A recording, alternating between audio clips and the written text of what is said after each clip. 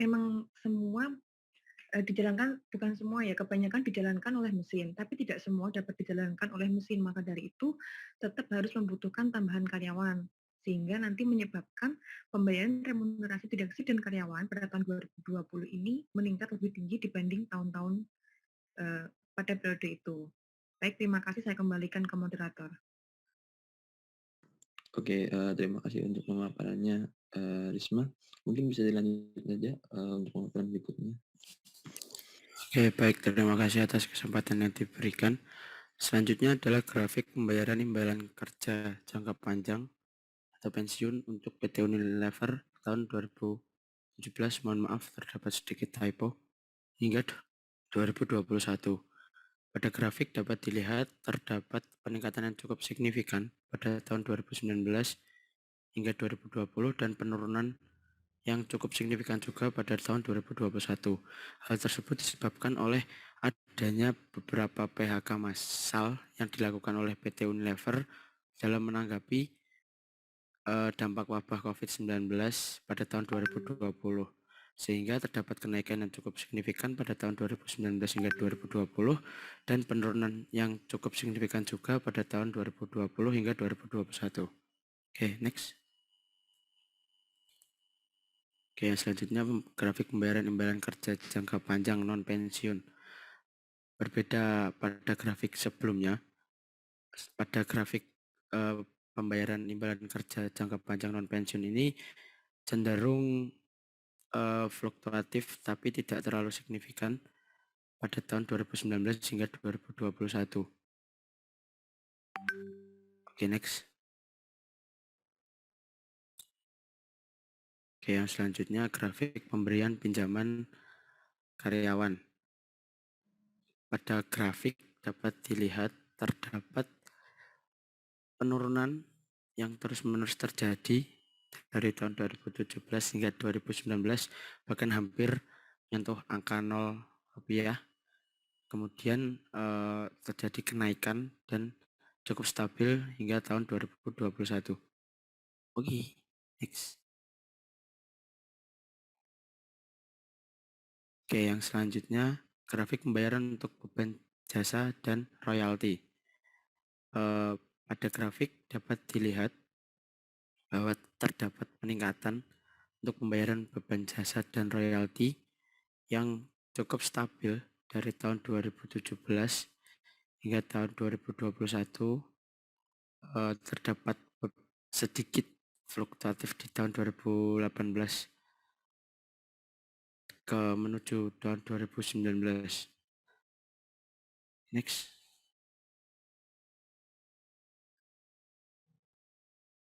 Dan berikut merupakan grafik penerimaan dari penghasilan keuangan PT Unilever.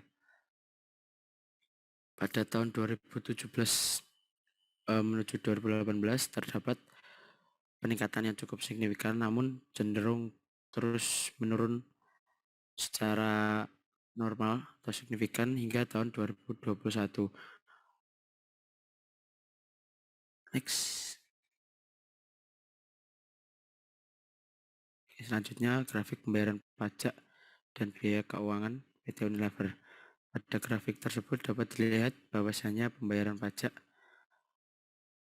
dan biaya keuangan tertinggi terjadi pada tahun 2019.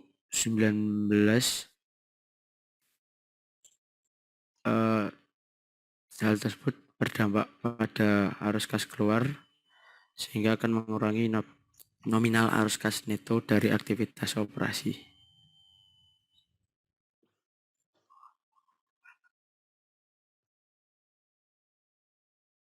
Oke, berikut merupakan grafik arus kas neto dari aktivitas operasi PT Unilever dari tahun 2017 hingga 2021.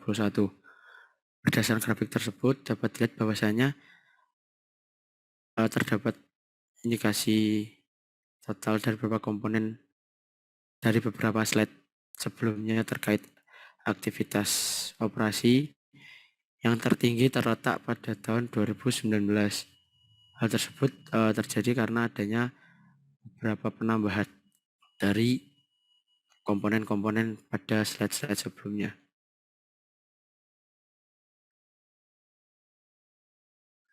Oke, next.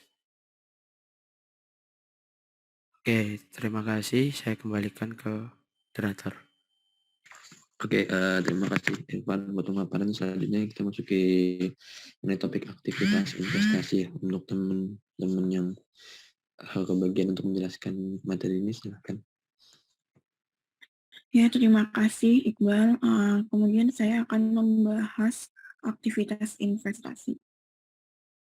Jadi aktivitas investasi adalah perolehan dan pelepasan aktiva jangka panjang serta investasi lain yang tidak termasuk secara kas. Bisa dilihat ini terdapat tabel untuk arus kas dari aktivitas investasi dari tahun 2017 hingga tahun 2021.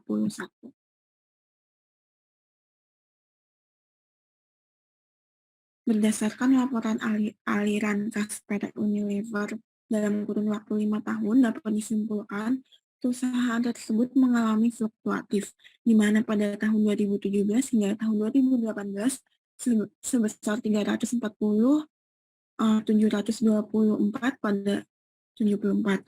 Kemudian pada tahun 2018 hingga 2019 sebesar 496 118, sedangkan pada tahun 2019 hingga tahun 2020 sebesar minus 756 151, dan pada tahun 2020 hingga tahun 2021 sebesar minus 8.961. Hal ini didasari oleh perolehan aset tetap dan perolehan aset tak berwujud pada perusahaan tersebut. Kemudian selanjutnya ada aktivitas pendanaan. Aktivitas pendanaan adalah semua aktivitas yang berkaitan dengan upaya untuk mendukung operasi perusahaan, yakni dengan menyediakan pendanaan dari berbagai sumber seperti investor dan kreditor. Berdasarkan tabel di atas, aliran cash neto untuk aktivitas pendanaan ini terdiri dari beberapa komponen, yaitu pinjaman bank, pembayaran dividen kepada pemegang saham, dan pembayaran liabilitas sewa yang dianalisis pada 5 tahun periode, yakni pada tahun 2017 hingga 2021. Nominal setiap tahun dari ketiga komponen tersebut selalu berfluktuatif, di mana untuk komponen pinjaman bank dari tahun 2017 hingga tahun 2018 mengalami kenaikan sebesar 183%. Selanjutnya, untuk tahun 2018 hingga tahun 2019 mengalami penurunan pinjaman sebesar 18%, dan untuk tahun 2019 hingga tahun 2020 mengalami penurunan pinjaman hingga minus 96%, serta pada tahun 2020 hingga 2021 mengalami kenaikan yang cukup tinggi dibanding tahun sebelumnya, yakni sebesar 1.126%.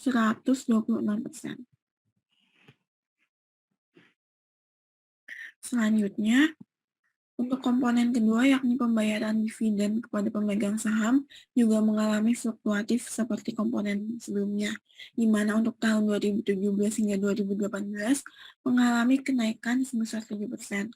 Selanjutnya, untuk tahun 2018 hingga tahun 2019 mengalami kenaikan sebesar 32%, dan untuk tahun 2019 hingga 2020 mengalami penurunan pembayaran dividen sebesar minus 20%. Serta untuk tahun 2020 hingga 2021 mengalami penurunan sebesar minus 14%. Kemudian untuk komponen ketiga, yakni pembayaran liabilitas sewa, mengalami fluktuatif juga dengan tahun 2018 hingga 2019, mengalami penurunan sebesar minus 10%, dan untuk 2019 sampai 2020 mengalami penurunan sebesar 17%, serta pada tahun 2020 hingga 2021 mengalami kenaikan sebesar 4%. Sehingga tentunya fluktuatif dari ketiga komponen di atas akan berpengaruh pada nilai aliran kas neto aktivitas pendanaan yang dapat dilihat pada slide sebelumnya. Dilihat secara keseluruhan bahwasanya pada tahun 2020 merupakan angka yang negatif karena disebabkan oleh beberapa faktor, salah satunya akibat dari pandemi COVID-19, sehingga berdampak negatif pada kinerja perusahaan. Kemudian terdapat grafik arus kas neto yang digunakan untuk aktivitas pendanaan PT Unilever periode 2017 hingga 2021.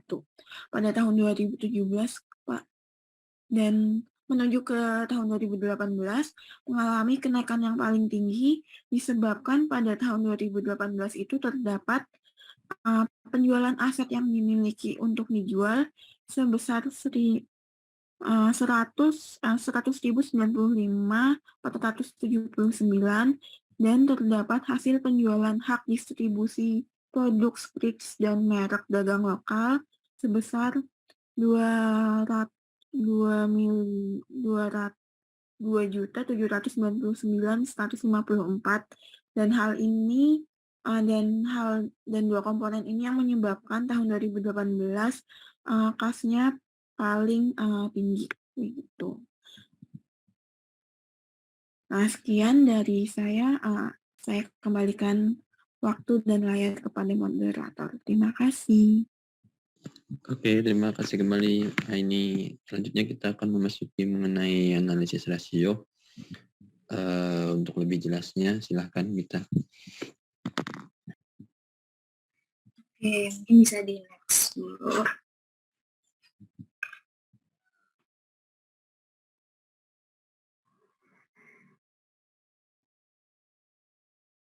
Oke, jadi untuk analisis rasio ini kita ada 3 komponen, yaitu ada likuiditas, cash flow return, sama solvabilitas.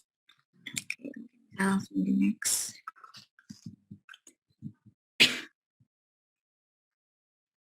Nah, untuk current cash debt coverage ini, itu rasio yang menjelaskan tentang arus kas operasi dibagi dengan utang lancar rata-rata. Nah, untuk rumus mencari current cash debt coverage ini, yaitu ada cash flow of operation dibagi average current liabilities.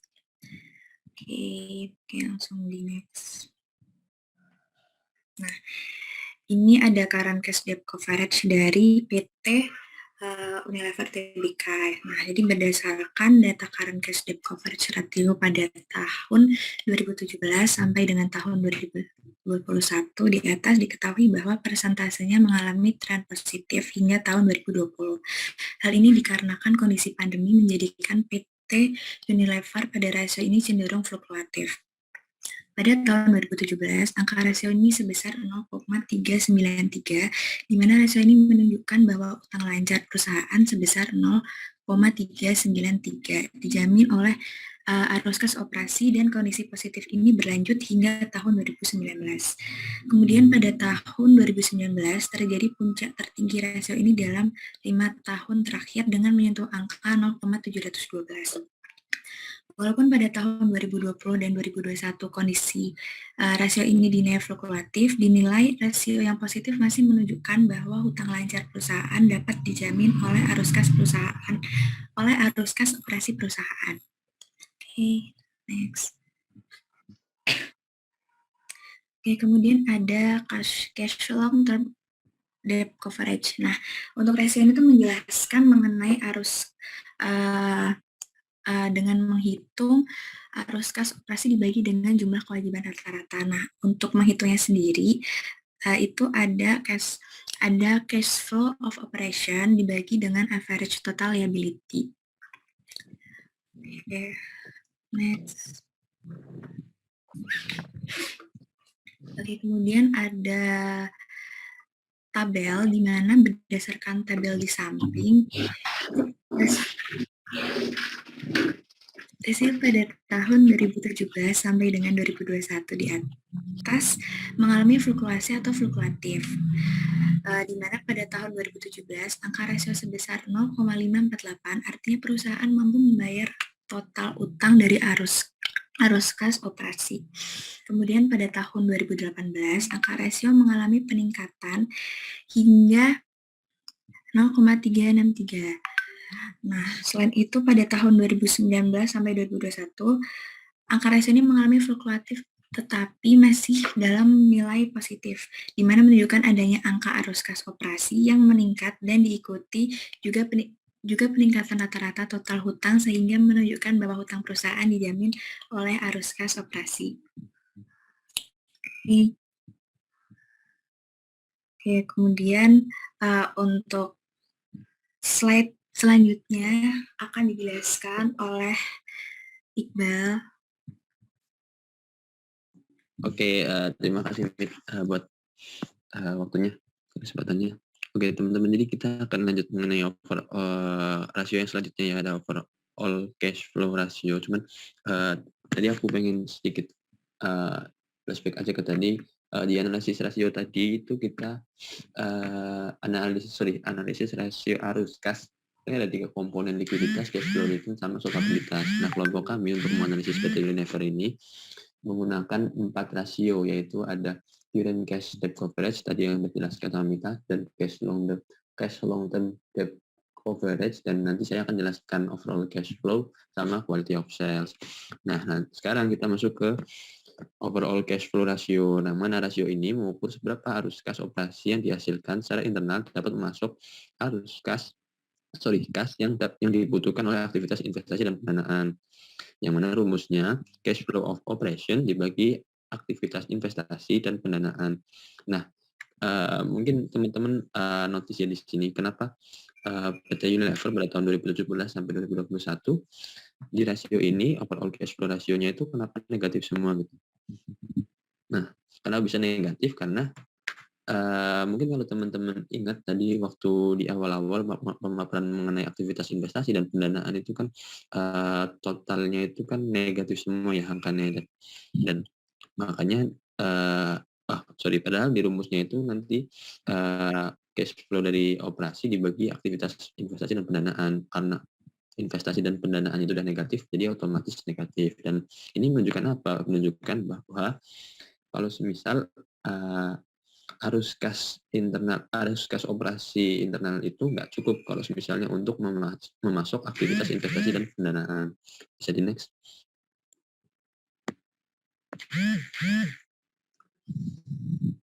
Nah, ini untuk lebih lengkapnya, perhitungan di samping menunjukkan data overall cash flow ratio dari tahun 2017 sampai dengan 2021. Pada tahun 2017, angka yang diperoleh sebesar minus 1,003. Pada tahun 2018, angka ini peroleh membaik menjadi minus 0,993, dan performa PT Unilever kembali menurun pada tahun 2019 dan 2020. Walaupun tahun 2021 performa PT Unilever dalam rasio ini membaik, seluruh perolehan overall cash flow rasio bernilai negatif. Hasil ini berarti perusahaan masih memiliki kinerja yang belum baik untuk masuk arus kas yang dibutuhkan oleh aktivitas investasi dan pendanaan dari arus kas operasi. Jadi next.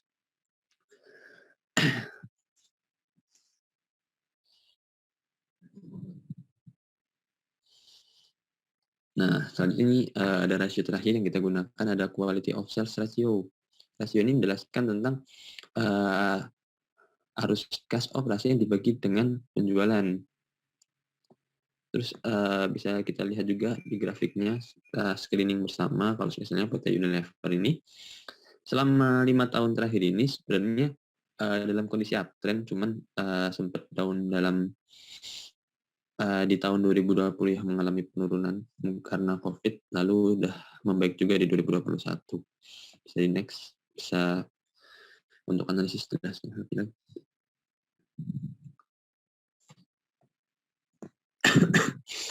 Nah, berdasarkan data di samping, ini menyajikan hasil dari quality of sales ratio dari tahun 2017 sampai 2021. Pada tahun 2017 sampai tahun 2019, angka yang diperoleh itu mengalami tren positif, teman-teman. Cuman pada tahun 2020 pada tahun 2020 itu sempat menurun, lalu di 2021 itu sudah membaik, cuman belum bisa balik ke posisi awal 2019 sebelum dia turun. Itu sih. Terus kas yang diperoleh dari penjualan itu sebesar 8 miliar kayak 8 triliun kalau nggak salah. dibagi dengan 42 terus menghasilkan kualitas dari penjualan sebesar itu. Jadi next. Nah, tadi kan dipaparin dari mulai aktivitas pendanaan, investasi, terus rasio-rasionya nih. Menurut teman-teman, kondisi arus kas PT Unilever 2017 sampai 2021 itu bisa dikatakan sehat nggak sih? Jadi next. Nah, ini kita coba rangkum dari analisis rasionya ya teman-teman, kita rangkum secara keseluruhan supaya bisa terbacalah polanya seperti apa gitu. Kalau misalnya dari yang pertama current cash debt coverage, bisa kita lihat bersama sebenarnya selaras dengan quality of sales yang rasio tadi. Bisa kita lihat kalau misalnya 2017, 2018 naik sampai 2019, 2020 turun, 2021-nya masih turun juga, masih jadi fluktuatif, belum bisa balik ke 2019 awal. Terus ada cash long term. Ini kalau cash long term debt sama cash long term debt itu cenderung sangat fluktuatif ya teman-teman. Cuman kita beranggapan bahwa angka ini masih baik karena kemampuan perusahaan membayar utang jangka panjang ini kan berarti masih bisa memperoleh angka di atas 50% gitu. Jadi kita masih berasumsi bahwa ini masih baik. Nah, itu mungkin yang agak sedikit jadi kekurangan dari PT Unilever ini, overall cash flow rasionya yang masih dalam kondisi negatif gitu. Bisa di next. Nah, itu tadi mengenai gambaran analisis PT Unilever tahun 2017 sampai 2021 ya. Bisa di next.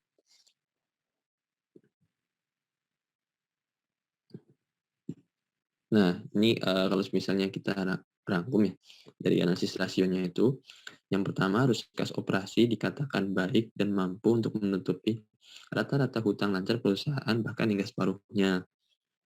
Lalu tidak hanya utang lancar, perusahaan juga mampu membayar utang jangka panjangnya dengan arus kas operasi yang mencapai angka lebih dari 50%. Lalu yang ketiga ada arus kas operasi kurang baik untuk memasok kas yang dibutuhkan di bagian aktivitas investasi dan pendanaan. Hal ini dibuktikan dengan tadi overall cash flow rasionya yang negatif semua. Terus yang terakhir, kualitas penjualan produk ini dinilai baik karena selalu dalam tren positif walaupun sempat menurun pada tahun 2020 karena pandemi COVID.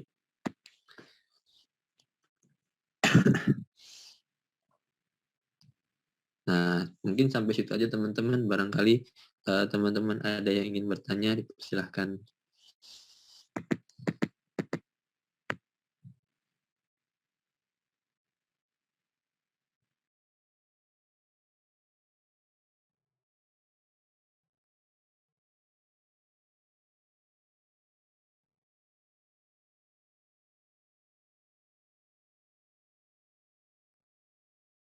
Ya teman-teman, buat yang ingin bertanya atau misalnya ada yang belum jelas bisa ditanyakan. Tapi seperti yang dipaparkan dalam slide, jangan minta kepastian ya, apalagi mengenai jawaban yang akan kami berikan karena kami hanya presentasi bukan mengisi hatimu yang sunyi. Oke, sekali lagi teman-teman mungkin ada yang ingin bertanya atau memberi masukan dan kritik mungkin. Sudah ada yang raise hand, Mas Iqbal. Oh iya Bu, mohon maaf. Saya ya mungkin bisa langsung on mic saja Mas Mbak.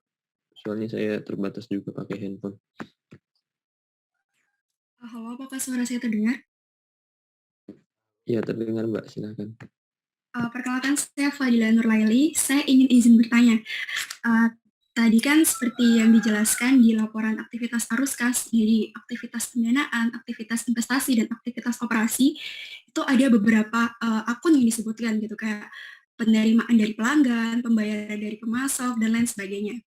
Nah, seperti yang kita tahu, kalau laporan arus kas ini nggak bisa dicatat sendiri dan dia akan dicatat bersamaan dengan laporan keuangan.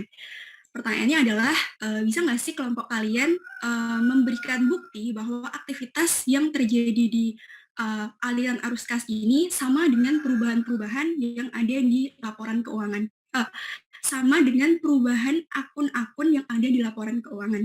Mungkin bisa ditunjukkan nanti akun apa yang mengalami perubahan selaras dengan aliran arus kas yang naik atau turun seperti yang tadi dijelaskan. Terima kasih. Oke, terima kasih Mbak Fadila. Mungkin teman-teman yang lain ada yang ingin bertanya lagi.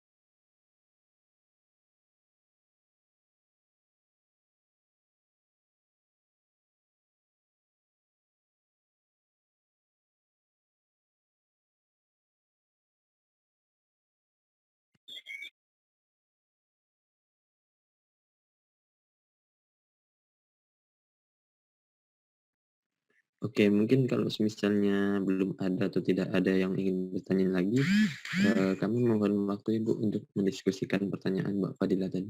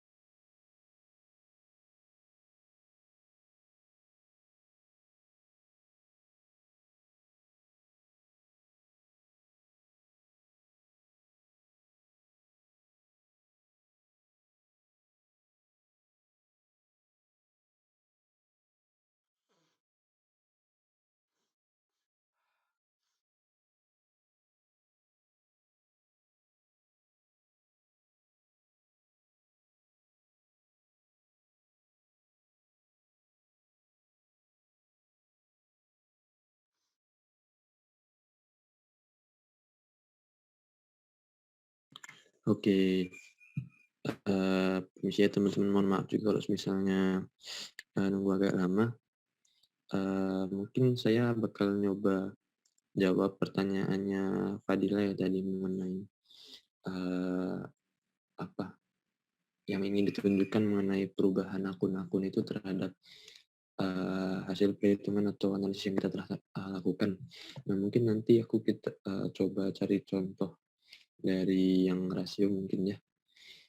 Mungkin bisa ditunjukkan Mbak Aini yang bagian laporan arus kas. Nah, oke, makasih. Nah,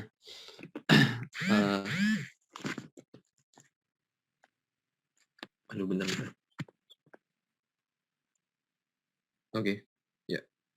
Oke, mungkin aku bakal coba jelasin apa yang aku jelasin tadi ya, mengenai salah satu rasio yang tadi yang cukup unik yang misalnya overall cash flow rasio itu kan dari rumusnya itu kan cash flow dari operasi, arus kas dari operasi dibagi dengan arus kas investasi dan pendanaan.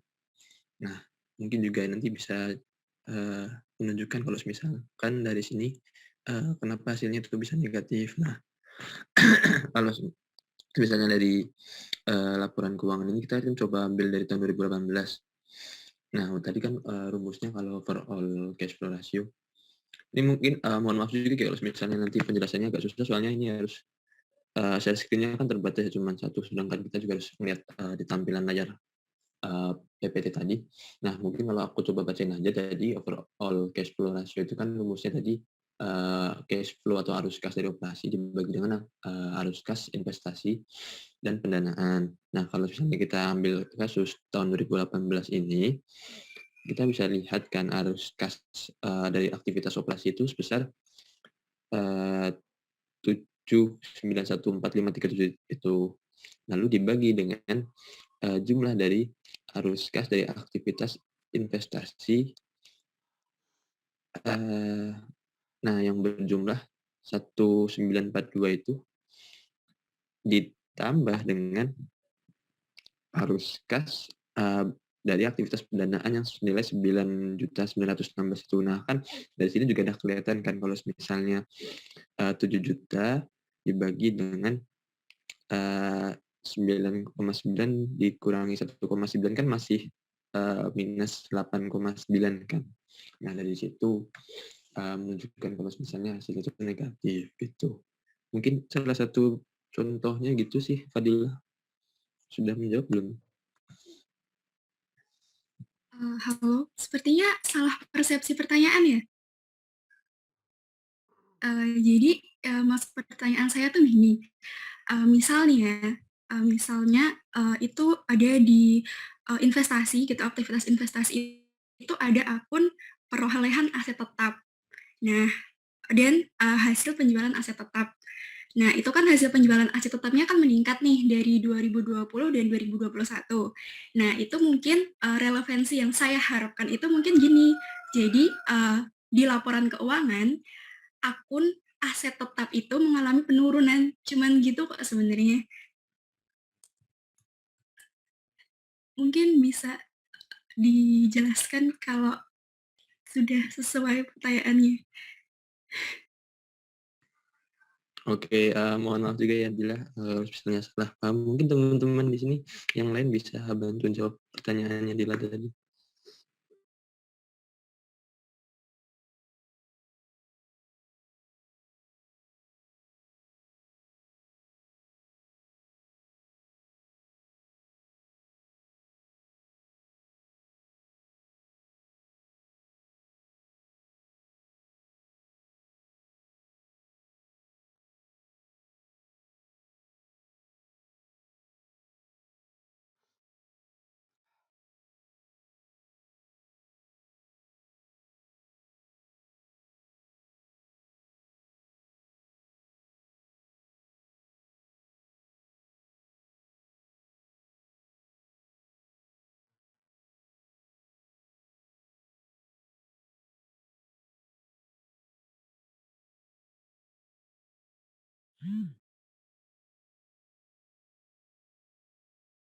Dila, mohon maaf, bisa diulangi pertanyaannya nggak? Oke, izin mengulangi ya. Jadi pertanyaannya itu, eee apakah kalian bisa membuktikan bahwa aktivitas yang terjadi di laporan arus kas sama dengan perubahan akun-akun yang ada di laporan keuangan? Tadi aku udah nyebutin kayak contohnya hasil penjualan aset tetap. Kalau penjualan aset tetapnya meningkat, otomatis aset tetap yang ada di laporan keuangan itu kan turun. Nah, itu kan relevan ya, maksudnya itu gitu itu loh, relevansi antara laporan arus kas dengan laporan keuangan. Terima kasih.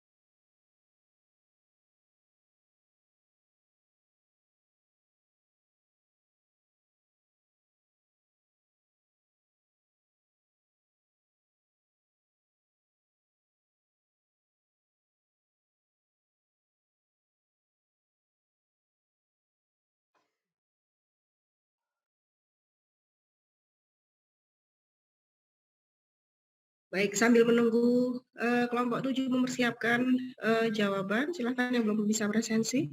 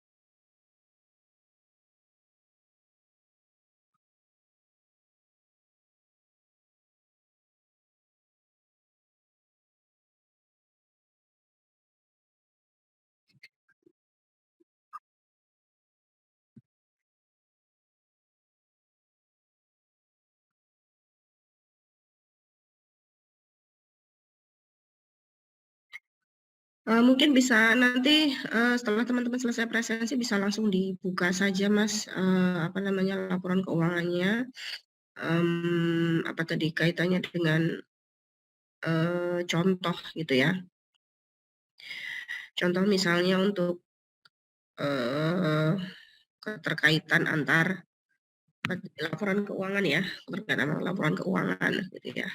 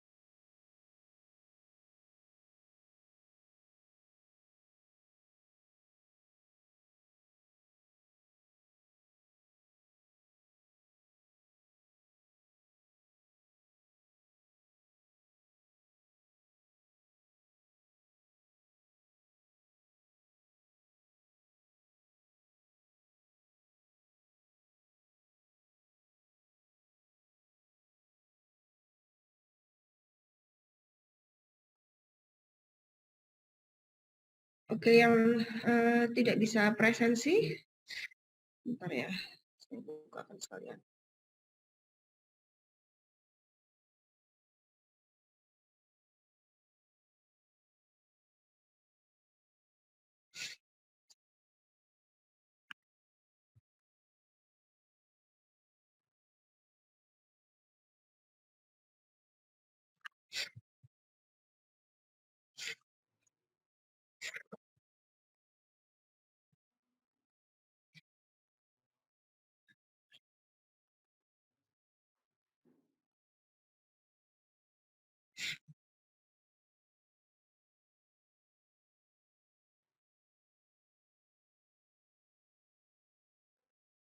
Ini.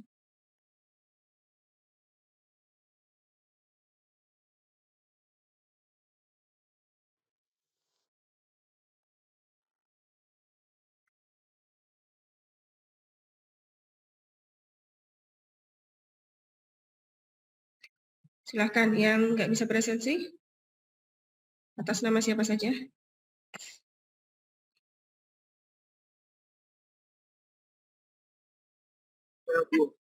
Siapa? Nur Adistia Manimo. Nur Adistia, bentar ya.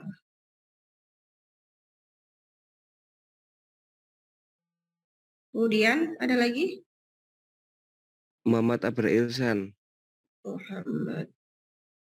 Oke.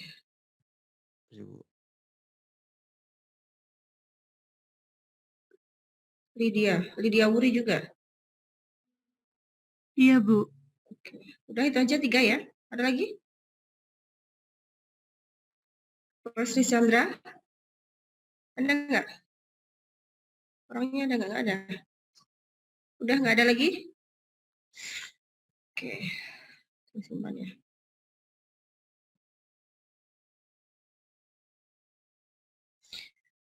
Oke, silahkan kelompok 7.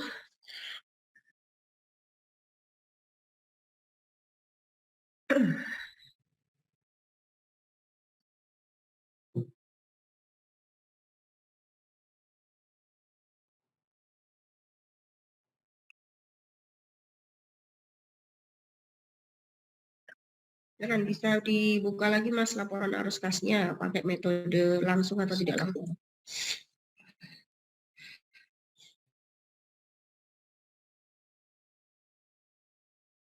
Baik Bu, sebentar ya Bu.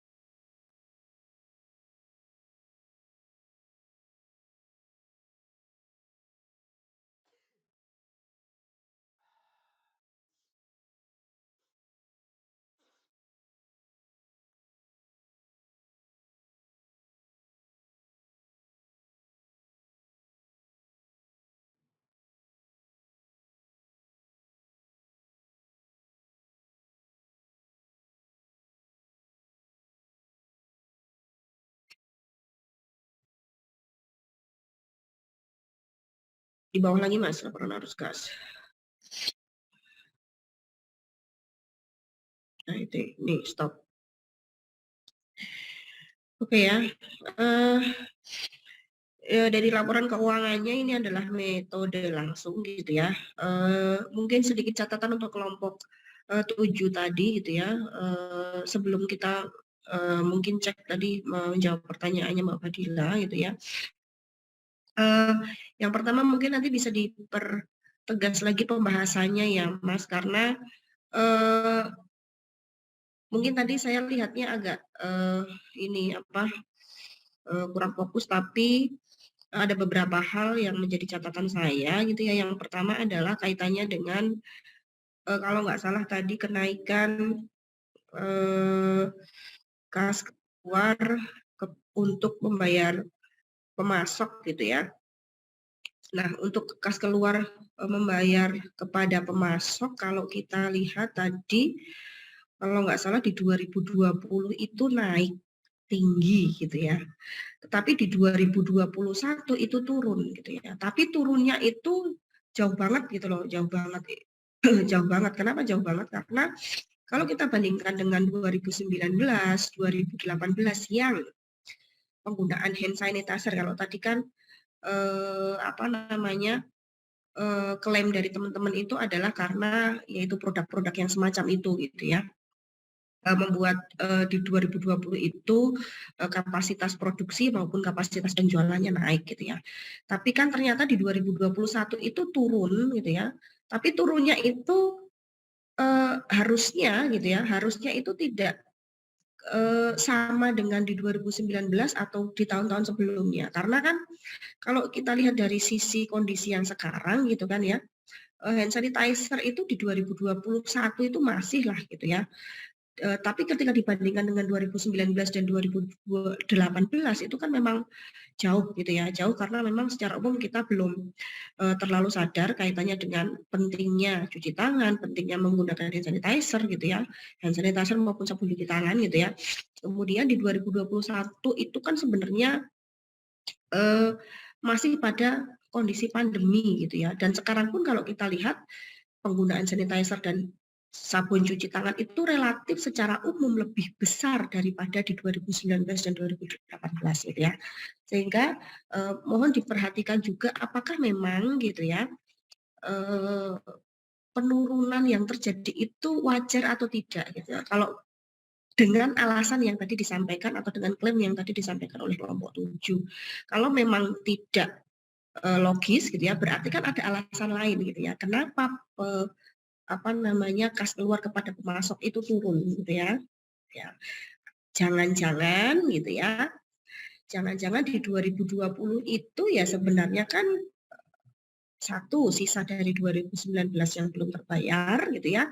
Plus pembayaran di 2020 gitu ya. Nah, di 2021 itu jangan-jangan ya memang belum bayar saja gitu ya, itu perlu dijelaskan gitu ya, karena kan kalau dilihat dari grafiknya tadi aneh gitu ya, kalau kita cross-kan dengan argumentasinya tadi gitu ya. Jadi memang kita tidak bisa ketika membaca arus kas itu tuh kan yang perlu diperhatikan adalah bahwa laporan keuangan kita itu disusun berdasarkan accrual basis gitu ya, sedangkan laporan arus kas itu cash basis gitu ya. Cash basis artinya kita tidak bisa mengatakan bahwa penjualan naik lalu kas keluar kepada pemasok selalu naik, belum tentu gitu ya. Bisa jadi pembayaran bisa jadi kok penjualan sih, pembelian. Ya benar, penjualannya naik. Ketika penjualan naik kan berarti kita kulaannya banyak gitu ya, atau kita produksinya banyak gitu kan. Berarti kan kita beli kepada supplier bahan, misalnya ini kan perusahaannya manufaktur ya, beli bahan jadi lebih banyak, kan logikanya seperti itu. Tetapi kan di laporan keuangan itu kan accrual basis gitu ya. Bisa jadi penjualannya naik, produksinya naik, tapi kas kepada pemasok itu rendah gitu ya, kecil. Bisa jadi lebih kecil dari tahun sebelumnya. Nah, itu kan berarti ada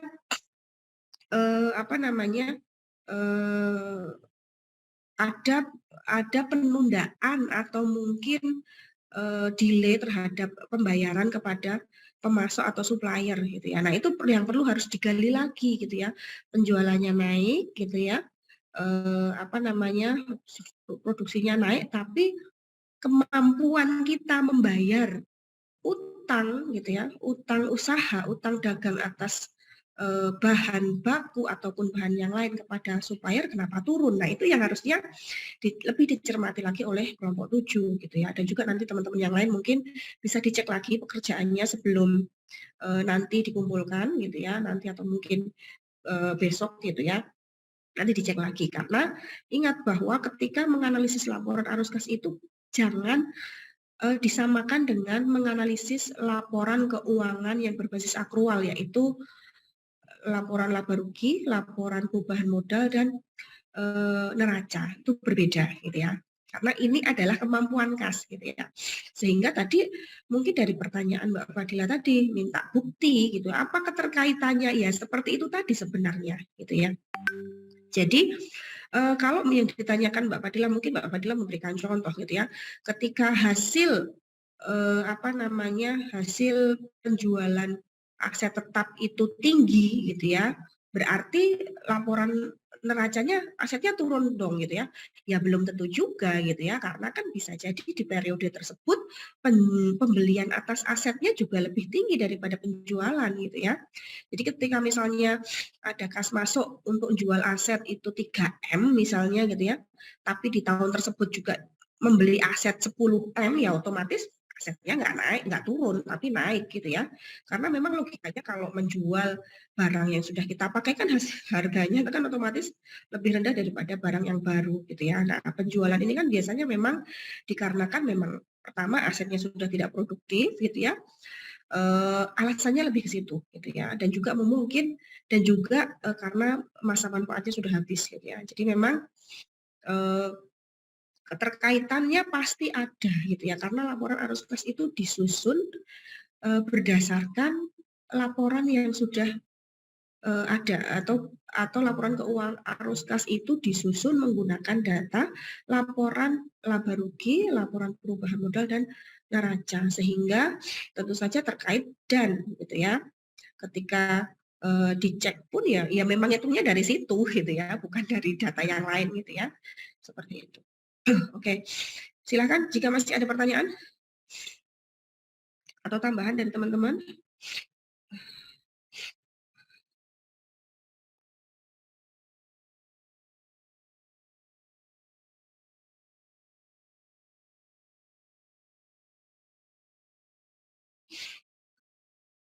Silakan, masih ada?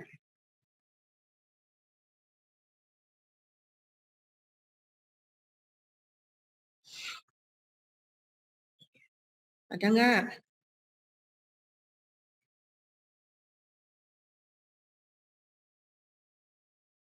Ini saya nggak di ghosting kan ini ya? Enggak, Bu. Bu, jadi Bu, kalau semisalnya kita coba lihat kayak misal tadi yang seperti Dila ucapkan, misal dari kalau semisal kita lihat dari misal pembayaran untuk perolehan aset tetapnya ini kan meningkat ya, berarti kan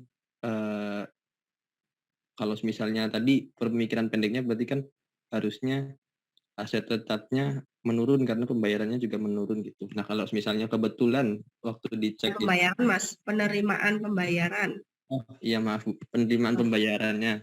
Nah, misalnya dari analisis singkat tadi ternyata relevan gitu, apakah bisa langsung diputuskan relevan gitu ya, Bu? Sebenarnya bukan relevan, nggak relevan Mas, pasti relevan. Karena kan menyusun laporan arus kas itu datanya adalah dari laporan keuangan gitu ya, dari laba rugi, dari neraca gitu ya. Ketika menjual aset tetap gitu ya, itu memang mungkin tidak dicatat di laporan neraca setelah terjual atau tidak gitu ya. Tetapi justru laporan arus kas itu memberikan tambahan penjelasan sehingga kita tahu bahwa kenapa aset tetapnya naik, kenapa aset tetapnya turun gitu ya. Oh, ternyata karena di tahun tersebut gitu ya. Oh, katakanlah misalnya total aset tetapnya naik 10M gitu ya. Nah, 10M itu tidak selalu di tahun tersebut beli baru semua 10M gitu ya. Tapi bisa juga misalnya dari yang lama dijual 2M, kemudian beli lagi yang baru 12M. Kan sama-sama naik 10M kan? Nah, kira-kira seperti itu sih gitu ya. Kalau keterkaitan dan relevansi pasti gitu ya. Cuma memang lebih pertanyaannya adalah yang perlu teman-teman analisis itu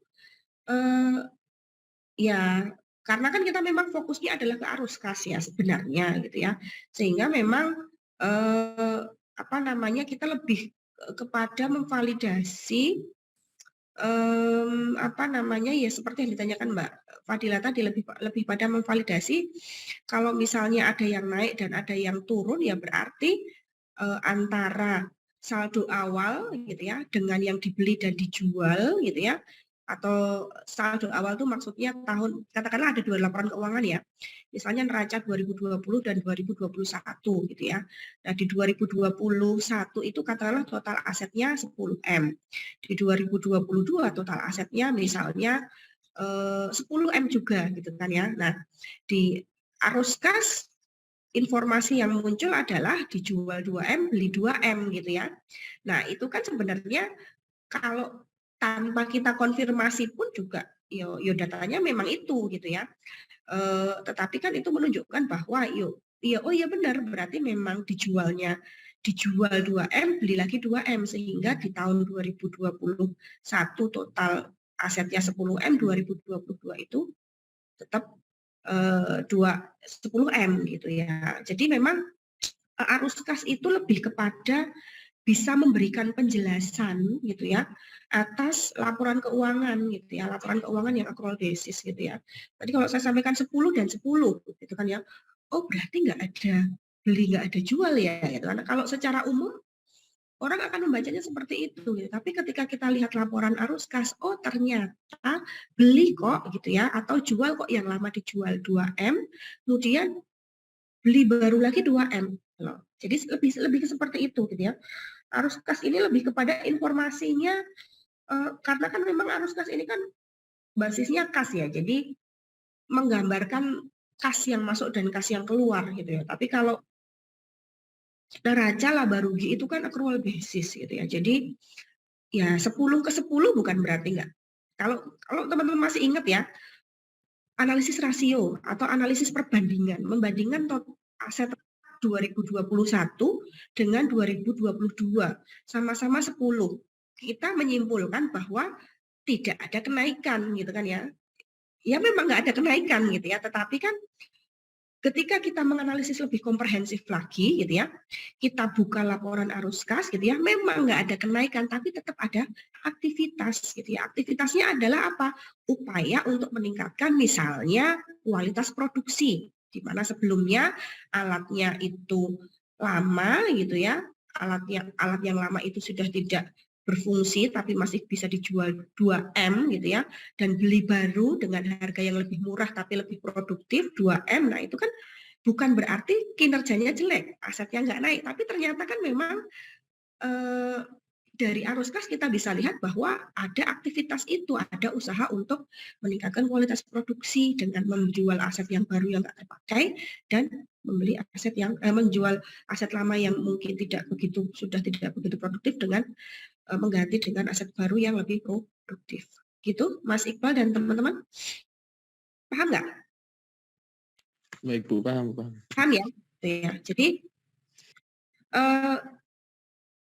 ginilah, gampangnya adalah secara saya analogikan gitu ya, arus kas itu adalah sama dengan apa namanya mutasi rekening gitu ya. Kalau kita individu gitu ya, kita punya mutasi rekening gitu ya. Nah dari mutasi rekening itu kita tahu, bank tahu atau orang lain bisa menilai gitu ya. Katakanlah semua rekening kita, semua uang kita ada di bank gitu ya, di rekening satu rekening gitu ya. Nah di tanggal 1 kita terima gaji gitu ya, misalnya 10 juta gitu ya. Nah tanggal 2 bayar utang 2 juta, bayar kartu kredit 1 juta gitu kan ya. Terus tadi tak ada bayar utang 2 juta gitu ya.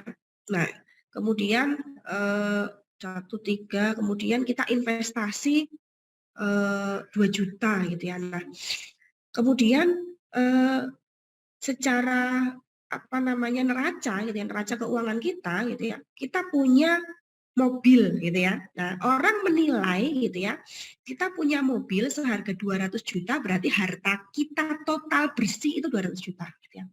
Tapi ketika orang lain tahu bahwa atau ketika kita cross check-kan dengan mutasi rekening bahwa kita harus nyicil per bulan 2 juta untuk beli mobil dan pada saat bulan ini itu baru masuk katakanlah bulan atau baru 1 tahun gitu ya dan nyicilnya itu selama 10 tahun gitu ya, maka kita baru tahu bahwa aset bersih yang dimiliki itu tidak 200 juta gitu ya. Kenapa? Karena ya yang lain masih sisanya masih dicicil gitu ya, masih utang gitu ya. Nah, itu fungsi dari laporan arus kas gitu ya. Jadi kita melihat benar-benar gitu ya kemampuan keuangan sebenarnya gitu ya, kemampuan cash sebenarnya dari perusahaan itu ada di laporan arus kas. Seperti analogi saya tadi gitu ya. Kita nggak bisa menilai orang dari ini analogi saja ya. Kita tidak bisa menilai harta seseorang itu dari apa yang terlihat saja gitu ya. Tapi memang mutasi rekening ini menjadi informasi yang paling akurat gitu ya, paling akurat gitu ya. Ya mobil tapi kan ternyata nyicil gitu kan ya. Berarti kan ya sebenarnya dari sisi kemampuan keuangan ya per bulan dia mampunya ya misalnya 10 juta udah dikeluarin macam-macam, dia cuma punya sisa 1 bulan itu 1 juta gitu ya. Secara umum mungkin kita tahu penghasilannya 10 juta, tapi kan kas bersih yang sisa hanya 1 juta atau tadi punya kendaraan, punya rumah banyak gitu ya, tapi ternyata semua nyicil. Berarti kan itu kan kalau kita istilahnya apa ya, hitung seperti laporan keuangan gitu ya, teman-teman melakukan analisis aset bersih kan berarti ya kekayaan bersihnya bukan 200 juta untuk mobil, tapi mungkin hanya 20 juta gitu ya, karena baru nyicil 2 juta kali 20 kali. Nah, kira-kira seperti itu. Itu Mas Iqbal dan teman-teman ya. Iya, Bu. Oke. Yang lain juga ya, nanti silakan apabila masih ada yang belum tajam analisisnya tolong ditambahkan selagi masih bisa diperbaiki gitu ya. Jadi fungsi laporan arus kas itu lebih banyak kepada mengkonfirmasi apa yang dilaporkan yang ada di neraca gitu ya. Jadi kalaupun teman-teman mau menambahkan analisis atau interpretasi yang lain yang lebih dalam itu lebih bagus lagi gitu ya. Jadi misalnya tadi yang saya contohkan gitu ya, kelihatannya oh ada aktivitas ini gitu ya, di sini nggak naik gitu ya, tapi kan sebenarnya aktivitas ada upaya untuk meningkatkan kualitas dengan cara mengganti aset. Contohnya seperti itu. Begitu. Oke, bisa di stop share Masnya. Masih.